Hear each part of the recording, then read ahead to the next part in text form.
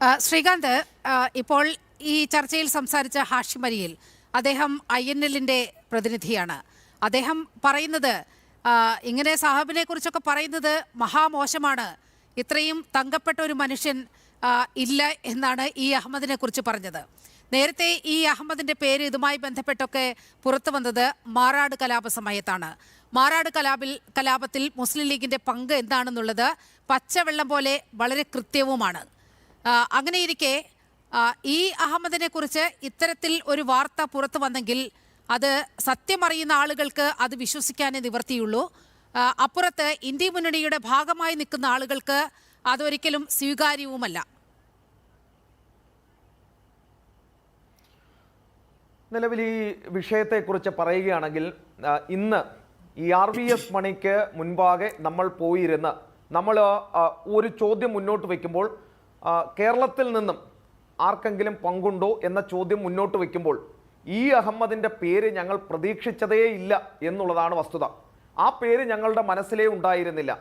പക്ഷേ അപ്രതീക്ഷിതമായാണ് ഈ RVS മണി ഈ അഹമ്മദിൻ്റെ പേര് എടുത്തിടുന്നത്. അദ്ദേഹം പറഞ്ഞ കാര്യം ഇപ്രകാരം, ഞാൻ നേരത്തെ ഒരു തവണ അത് പറഞ്ഞു. ഒരു MOS IUML-ന്റെ മലപ്പുറത്ത് നിന്നും ഉള്ള ഒരു MOS ഈ രീതിയിൽ ഇടപെട്ടിട്ടുണ്ട് എന്ന് അദ്ദേഹം കൃത്യമായി പറയുകയാണ്, അടിവരയിട്ട് പറയുകയാണ്. അപ്പോൾ ഞാൻ എടുത്തു ചോദിക്കുന്നുണ്ട്, നിങ്ങളുടെ കയ്യിൽ തെളിവുണ്ടോ?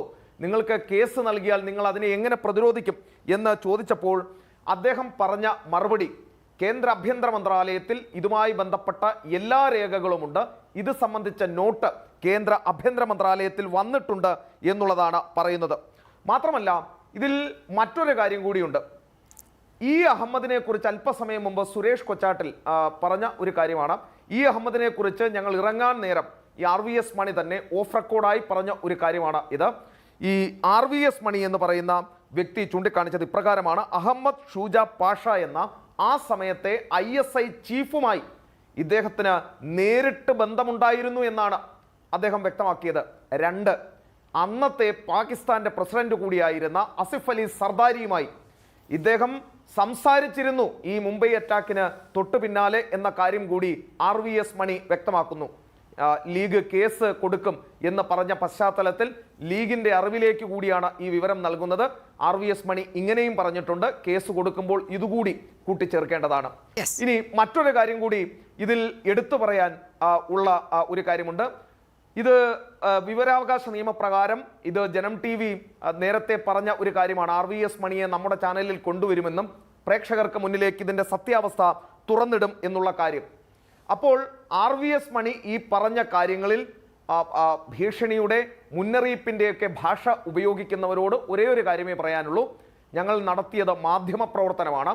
അദ്ദേഹം പറഞ്ഞ കാര്യങ്ങൾ അതുപോലെ പ്രേക്ഷകരിലേക്ക് എത്തിക്കുകയാണ് ചെയ്തത്. നിങ്ങൾ മുന്നറിയിപ്പ് നൽകിയ പശ്ചാത്തലത്തിൽ കേന്ദ്ര ആഭ്യന്തര മന്ത്രാലയത്തിന് മുൻപാകെ വിവരാവകാശ നിയമപ്രകാരം ഇക്കാര്യം ചോദിക്കാൻ തീരുമാനിച്ചിട്ടുണ്ട്.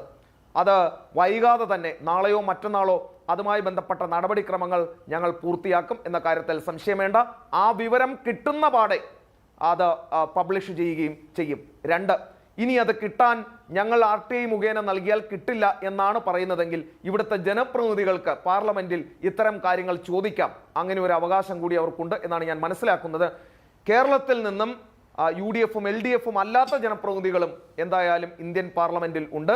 അവരെ കൊണ്ടാണെങ്കിൽ പോലും ഇത് സംബന്ധിച്ച് വിവരങ്ങൾ അന്വേഷിപ്പിച്ച് പ്രേക്ഷകർക്ക് മുന്നിലേക്ക് ഇത് എത്തിക്കാൻ നമ്മൾ തയ്യാറാണ്. ജനം TV ഡൽഹിയിലുണ്ട് എന്ന കാര്യം മറക്കുകയും വേണ്ട. മുന്നറിയിപ്പും ഭീഷണിയും തൽക്കാലം വേണ്ട എന്നതാണ് കൃത്യമായ വാർത്തയാണ് നമ്മൾ പ്രിയപ്പെട്ട പ്രേക്ഷകരിലേക്ക് എത്തിച്ചിട്ടുള്ളത്. ഈ അഹമ്മദിനെ പോലെ ഒരാളെ അപമാനിക്കാനോ ഈ അഹമ്മദിനെ പോലെ ഒരു വ്യക്തിയെ തേജോവധം ചെയ്യാനോ അല്ല നമ്മൾ ഈ വാർത്ത പുറത്തു കൊണ്ടുവന്നത്. നേരെ മറിച്ച് ഞങ്ങളോട് RVS മണി പറഞ്ഞ കാര്യം അക്ഷരാർത്ഥത്തിൽ ഞങ്ങൾക്കും ഞെട്ടലുണ്ടാക്കുന്നതായിരുന്നു എന്ന് ഈ INL-ന്റെ നേതാവ്, അദ്ദേഹം എനിക്ക് നേരിട്ട് പരിചയമില്ല, അദ്ദേഹം മനസ്സിലാക്കിയാൽ നന്നായിരുന്നു. കുറേ അധികം കാലങ്ങൾക്ക് മുൻപേ മാധ്യമപ്രവർത്തനം തുടങ്ങിയ വ്യക്തി കൂടിയാണ് ഞാൻ. ഈ അഹമ്മദിനെ കുറിച്ചും ഈ അഹമ്മദിന്റെ പ്രവർത്തനങ്ങളെക്കുറിച്ചും ഒക്കെ അറിയാവുന്ന വ്യക്തിയാണ്. പക്ഷേ ഇങ്ങനെയൊരു പ്രവൃത്തിയിൽ ഈ അഹമ്മദിന്റെ പേര് വന്നത് ഞെട്ടിപ്പിക്കുന്നതാണ് എന്ന് പറയാതിരിക്കാനാകില്ല.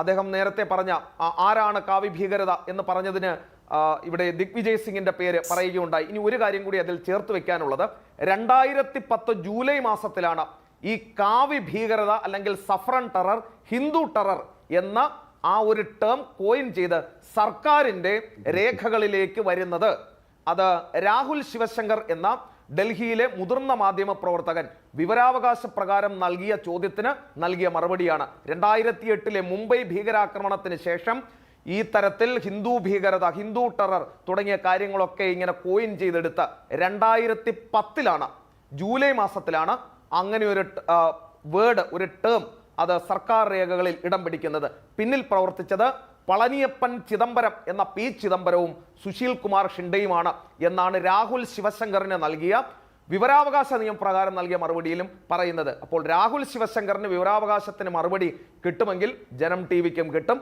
INLന്റെ പ്രതിനിധിയോട് പറയാനുള്ളത് ലീഗിന്റെ ആണെങ്കിൽ ലീഗിന്റെ, അഹമ്മദിൻ്റെതാണെങ്കിൽ അഹമ്മദിന്റെ, തെറ്റ് ചെയ്തിട്ടുണ്ടെങ്കിൽ മുഖം മൂടി വലിച്ചു കീറുക തന്നെ ചെയ്യും, ഒരു സംശയവും വേണ്ട. യെസ്, ഈ വാർത്ത പുറത്തുവിടുമ്പോൾ ജനം ടിവിയുടെ കോൺഫിഡൻസ്, ആത്മവിശ്വാസം ഇത് തന്നെയാണ്. വളരെ കൃത്യമായി രാജ്യത്തിൻ്റെ സുരക്ഷയ്ക്കൊപ്പമാണ്, രാജ്യത്തിനൊപ്പമാണ് ജനം ടി വി നിലനിൽക്കുന്നത്. അതുകൊണ്ട് തന്നെയാണ് ലീഗിൻ്റെ ആ ഭീഷണി പുല്ലുവില കൽപ്പിച്ചുകൊണ്ട് ഈ ചർച്ചയുമായി ജനം ഡിബേറ്റ് മുന്നോട്ട് പോകുന്നത്.